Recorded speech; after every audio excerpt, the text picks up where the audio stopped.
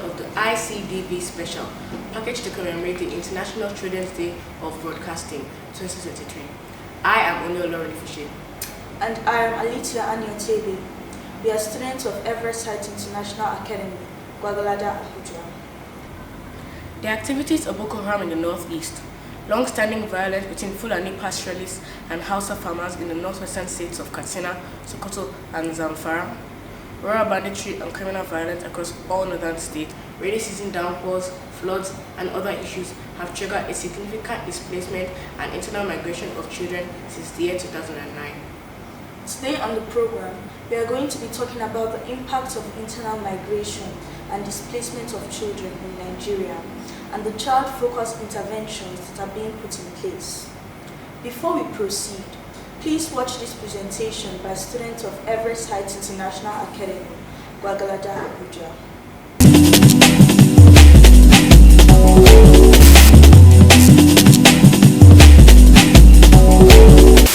My tomorrow. How can I get to tomorrow when my today is stolen and my yesterday is gone? I woke up in a splash. Something's wrong. When did my house become a river? Mother is frantic. Father won't panic, but rather bark orders to get us to safety. Clutching at the rafters, we watched in the twilight. Our belongings adrift on this river. Our yesterday swooshing downriver like stampeding wildebeests. Somebody please wake me up. This nightmare is too real for me. Mother is peddling hope. We are scarcely buying it. Father is frantic, but mother still dredging hope. Father finally buys it and then he whirls away, disappearing on the heels of the rustlers. Whatever the floods do not take, they took, leaving behind the cackling of rafters and the raising rooftops, shouts of torment and groans of agony. Hope is gone. There's nothing left here. It's time to go. Oh, my tomorrow. How can I get to tomorrow when my today is stolen and my yesterday is gone?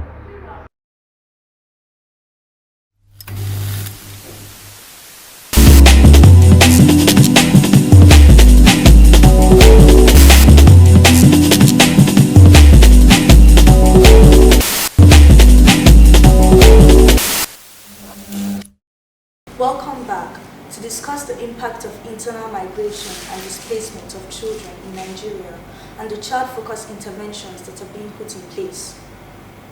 We are with Mr. Dubwek Lauren, the Chief of Missions of International Organization for Migration, IOM, in Nigeria. Thank you for joining us, sir. My pleasure. To start off, we have a few questions. What is the current state of internal migration and displacement of children in Nigeria? So you may know that we have a tool which is called Displaced Tracking Matrix, DTM, and that means that we have actually all around the country people who are looking at displacement, not only on the movement itself, but also on the conditions, the reasons, and what are, where are the people? Are they come within a community? Are they without a shelter? So to basically assess the needs of the people. On that basis, we regularly call them and we gather information to see the movements of people caused by whatever reasons. We have mentioned the fact that it might be herder and farmers' disputes and tensions. It is also indeed by non-state armed actors, but also by the floods and the recent floods. So in this regard, we have different numbers. And we know that for the country, currently, there are more than 2.8 million people displaced all over the country. But we have to add to those people who have been displaced recently or last year by the floods. And we might be the same, that's around 2 million. And it might be those people who have been displaced the first time because of armed conflict or tensions. They've been second time displaced because of the floods. So the numbers of 2.8 million and 2 million might be repetitive. So it's not in terms of number of people, it's not a number of displacement.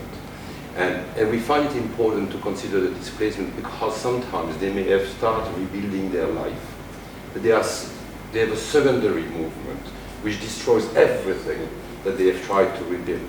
So for us, it's very important to know that number. Maybe it's important, I didn't mention the number of children actually among the displaced population. It's quite important. So as I mentioned, 2.8 million, there are 55% of them are under 18.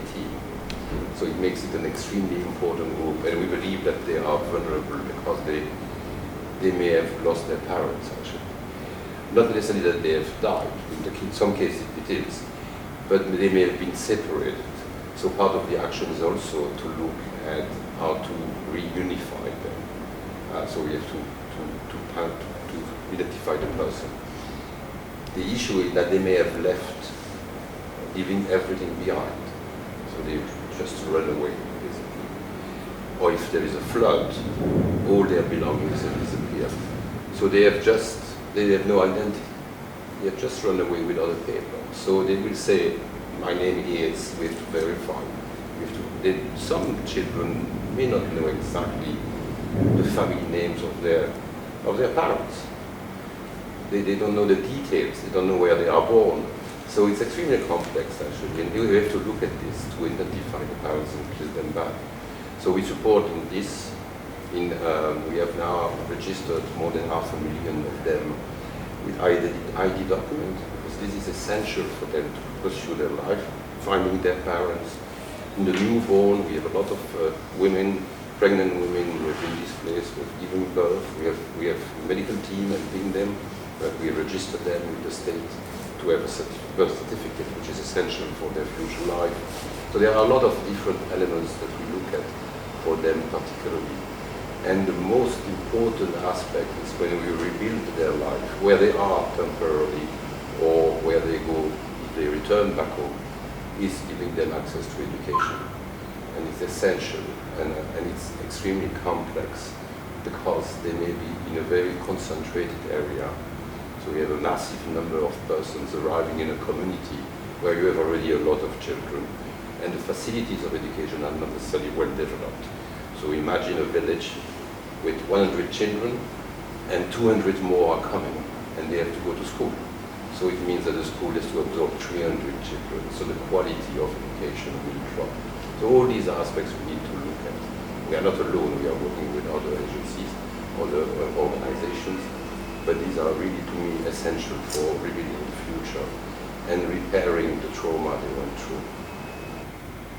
That is quite educating. At Playback Nigeria, we explore the use of community-based participatory intervention, such as applied drama and improvisation, to help children and their caregivers deal with the psychological impact of displacement and migration in Nigeria. So how is the IOM supporting affected children who have gone through migration and displacement in Nigeria?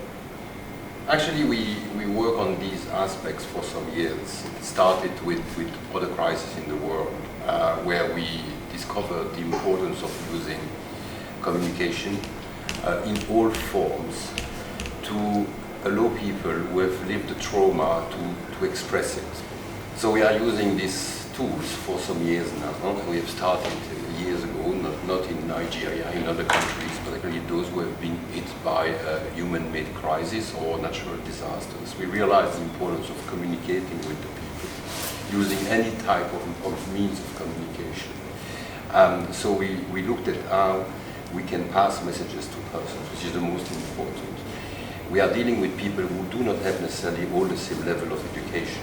So passing a message needs to be adapted to their capacities. They do not necessarily have television, they do not necessarily have radio, so we may look at simply having mobile teams moving around the population where they have been displaced, where they are, to pass messages, and particularly to create a link. The communication is not perceived as one way.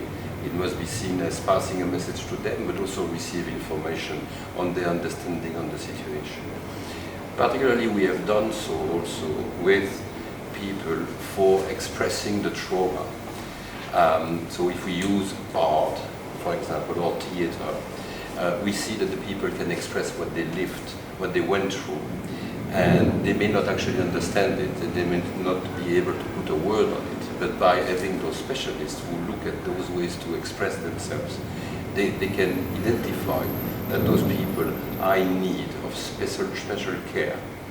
So any means of communicating with people, being theater, being ways of radio set, but also piece of art encouraging people to express themselves through drawings, is a way for us to understand what people may know about themselves, but also what is hidden, and that what the subconscious will express differently if we put them in a certain way for expressing those. Thank you, sir. Quite interesting, actually. You mentioned how we can help people through arts, theatre, or drawing to express themselves. What are some kinds of interventions that we can use? What are the challenges and obstacles that hinder interventions put in place to reduce the impact of internal migration and displacement of children in Nigeria, and how are they being addressed? The main issue is accessing people. Because when we must have a contact, basically. It's not something, if you use radio, you can cover normally a large portion of people. But when you have to have a physical interaction, you have to meet the persons, and the access is in some cases, extremely problematic. If we take the case of Nigeria, you have important number of people who have been displaced, as I mentioned. And they are still displaced in areas where their safety is endangered. So it means that even they are in danger, but to bring people there, specialists, close to them and have these discussions may also be extremely complex. So it means that we cannot reach everybody. And that's why we try to use all means, but we know that we miss people. They do not have access to television, they do not necessarily have access to radio, although it's quite a good team. But what we find the most important is to have this personal interaction, and that we can't do everywhere. That was actually quite interesting. We would like to say thank you, Mr. Dubois Laurent, the Chief of Missions of the International Organization for Migration, IOM, for joining us today, despite your very busy schedule. We've been exploring the impact of internal migration and displacement of children in Nigeria, and the child-focused interventions that are being put in place. That's all we have for you today. Special thanks to AIT, Dark Communications, and Playback Nigeria for giving us the opportunity to celebrate the ICDB 2023. This program has been brought to you by Everest Heights International Academy, Guadalajara, Abuja, in collaboration with AIT and Playback Nigeria. We would love to have you and your children join us for our weekly family improv workshops in Abuja. The Family Improvisation Workshop is the best way to bond with members of your family using team building activities and theater games.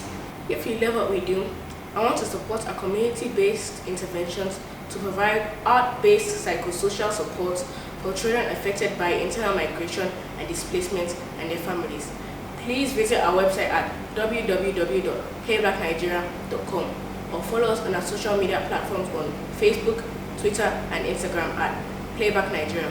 You can also call us on 090-72-808091.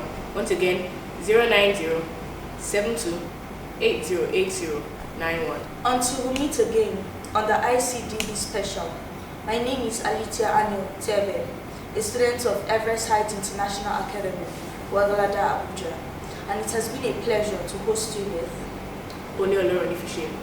Bye for now.